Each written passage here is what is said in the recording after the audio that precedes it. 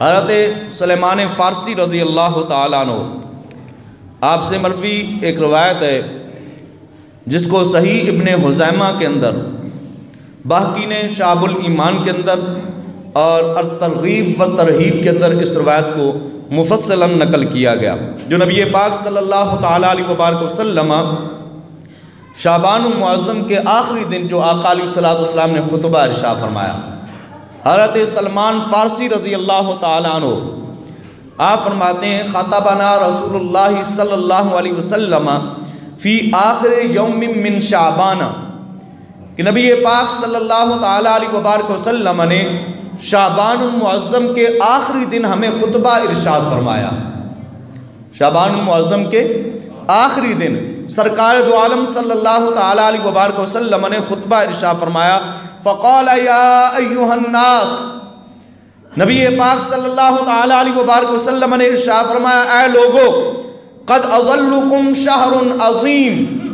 تمہارے اوپر عظمتوں والا مہینہ سایہ فکن ہو رہا ہے، عظمتوں والا مہینہ تمہارے اوپر سایہ فکن ہو رہا ہے، شہر مبارکن، یہ مہینہ بڑی برکتوں والا مہینہ ہے، جسے آقا برکتوں والا مہینہ فرمائیں پھر وہ مہینہ کتنی برکتوں والا ہوگا۔ شہر مبارکن، فرمایا وہ مہینہ برکتوں والا مہینہ ہے، شہر فیہ لیلۃ خیر من الف شہر،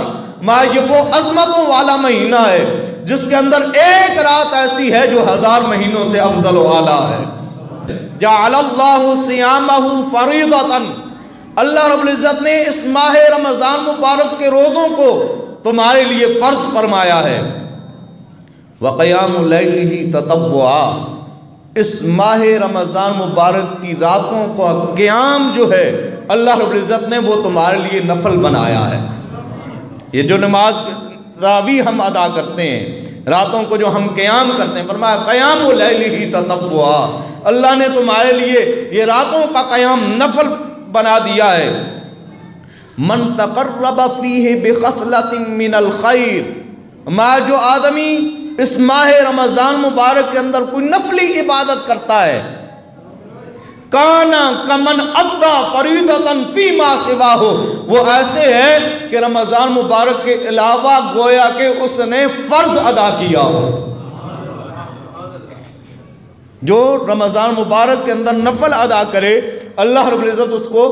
فرض ادا کرنے کے برابر ثواب عطا فرماتا ہے جو وہ غیر رمضان کے اندر فرض ادا کرتا ہے۔ اور روایت کے اندر یہ بھی الفاظ ملتے ہیں، جو آدمی اس ماہ رمضان مبارک کے اندر ایک فرض ادا کرتا ہے، کانا کمن ادا 70 فریضۃ فیما سواہ، اس کو اتنا اجر و ثواب ملتا ہے جیسا کہ غیر رمضان میں وہ 70 فرض ادا کرے، ایک فرض کا 70 فرضوں کے برابر اللہ رب العزت ثواب عطا فرماتا ہے۔ تو خود اندازہ لگائیں ہم کتنے اجر و ثواب سے رمضان مبارک کے اندر اگر ہم غفلت کریں تو کتنی ہمیں محرومیاں ملتی ہیں۔ تو اس محرومی سے آج ہم دل کے اندر یہ تہیہ کرتے ہیں کہ اس محرومی سے ہم اپنے آپ کو انشاءاللہ اس ماہ رمضان مبارک کے اندر بچائیں گے، اور اس ماہ رمضان مبارک کے اندر جو ہم اللہ رب العزت کی عبادت و ریاضت کریں گے، ہم اپنی باقی ماندہ زندگی کے اندر، باقی ایام کے اندر اس کو کنٹینیو رکھیں گے، اور ہمیشہ کے لیے ہم اللہ تعالیٰ کی بارگاہ میں حاضر ہونے کی کوشش کریں گے۔ تو نبی پاک صلی اللہ تعالیٰ علیہ وبارک وسلم نے فرمایا، جو آدمی اس ماہ رمضان مبارک کے اندر نفل ادا کرتا ہے، غیر رمضان میں گویا کہ اس نے فرض ادا کیا، اور جس آدمی نے ایک فرض ادا کیا گویا کہ اس نے غیر رمضان کے اندر 70 فرض ادا کر لیے۔ اور حضور علیہ السلام نے فرمایا، وَهُوَ شَهْرُ الصَّبْرِ، یہ رمضان مبارک کا وہ بابرکت مہینہ ہے جو صبر کا مہینہ ہے۔ وَالصَّبْرُ ثَوَابُهُ الْجَنَّةُ، ہمارا صبر کا ثواب اللہ نے جنت رکھا ہے۔ وَالصَّبْرُ ثَوَابُهُ الْجَنَّةُ، صبر کا ثواب جنت ہے۔ وَشَهْرُ الْمَوَاسَاتِ، یہ مہینہ غمخواری کا مہینہ ہے، ایک دوسرے کے کام آنے کا مہینہ ہے، ایک دوسرے کے غم بٹانے کا مہینہ ہے۔ وَشَهْرُ الْمَوَاسَاتِ، ہمارا یہ غم اور دکھ بانٹنے کا مہینہ ہے۔ وَشَهْرٌ يُزَادُ فِيهِ رِزْقُ الْمُؤْمِنِ، ہمارا یہ وہ بابرکت مہینہ ہے جس میں اہل ایمان کے رزق کے اندر اللہ رب العزت اضافہ فرما دیتا ہے۔ شہر یزاد فیہ رزق المؤمن، جس میں مومن کے رزق کے اندر اضافہ فرما دیا جاتا ہے۔ من فطر فیہ صائما، جو آدمی اس ماہ رمضان مبارک کے اندر کسی روزہ دار کو روزہ افطار کرائے، کان مغفرۃ لذنوبہ، اللہ اس کی برکت سے روزہ افطار کرانے والے کے گناہوں کی بخشش فرما دیتا ہے۔ وَعِتْقَ رَقَبَتِهِ مِنَ النَّارِ، اور اس کی گردن کو اللہ جہنم سے آزاد فرما دیتا ہے۔ وَكَانَ لَهُ مِثْلَ أَجْرِهِ مِنْ غَيْرِ أَنْ يَنْتَقِصَ مِنْ أَجْرِهِ شَيْءٌ، اور آقا علیہ السلام نے فرمایا جتنا روزہ رکھنے والے کو ثواب مل رہا ہوتا ہے، اتنا ہی اللہ رب العزت روزہ افطار کرانے والے کو بھی اجر و ثواب عطا فرما دیتا ہے۔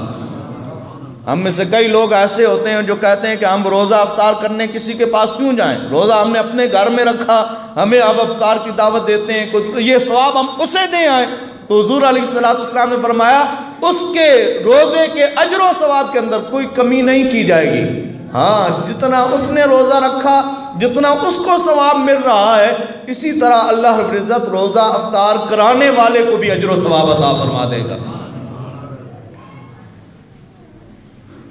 قالوا لیس کلنا نجد ما یفطر الصائم، حضور علیہ السلام کے صحابہ نے عرض کی یا رسول اللہ صلی اللہ علیہ وسلم، ہم میں سے ہر ایک کے پاس اتنی استطاعت نہیں ہے کہ وہ کسی کو اس طریقے سے روزہ افطار کرائے، پیٹ بھر کے اس کو روزہ افطار کرا دے۔ یا رسول اللہ ہم میں سے ہر ایک کے پاس اتنی استطاعت نہیں ہے، کئی ایسے ہیں جن کے گھر میں 2 وقت کا کھانا نہیں ہوتا، کئی ایسے ہیں جن کے پاس دودھ کے علاوہ کچھ نہیں ہوتا، کئی ایسے ہیں جن کے پاس صرف گھر میں پانی موجود ہوتا ہے۔ یا رسول اللہ ہم میں سے ہر ایک یہ استطاعت نہیں رکھتا کہ کسی کو پیٹ بھر کے وہ روزہ افطار کرا دے۔ تو آقا علیہ السلام نے جو ارشاد فرمایا، حضور علیہ السلام نے فرمایا فقال رسول اللہ صلی اللہ علیہ وسلم، میرے اور آپ کے نبی نے ارشاد فرمایا یؤتی اللہ ھذا الثواب من فطر صائما علی تمرۃ، حضور علیہ السلام نے فرمایا اللہ اس شخص کو بھی یہ ثواب عطا فرمائے گا جو کسی کو ایک کھجور پر بھی روزہ افطار کرا دے۔ ایک کھجور پر بھی جو آدمی کسی کو روزہ افطار کرا دے، اللہ رب العزت اس کو بھی یہ اجر و ثواب عطا فرمائے گا۔ او شربت ماء، یا پانی کا ایک گھونٹ پلا دے تو اللہ رب العزت اسے بھی یہ اجر و ثواب عطا فرما دے گا۔ او مزقت لبن، جن کے ہاں دودھ ہو، ایک گھونٹ دودھ کا کسی کو دے کے روزہ افطار کرا دے، اللہ اسے بھی یہ اجر و ثواب عطا فرما دے گا۔ وَهُوَ شَهْرٌ أَوَّلُهُ رَحْمَةٌ، یہ وہ مہینہ ہے جس کا پہلا عشرہ رحمت کا ہے، وَأَوْسَطُهُ مَغْفِرَةٌ، درمیانہ عشرہ اس کا مغفرت کا ہے، وَآخِرُهُ عِتْقٌ مِّنَ النَّارِ، اور آخری عشرہ اس کا جہنم سے آزادی کا عشرہ ہے۔ من خفف عن مملوکہ،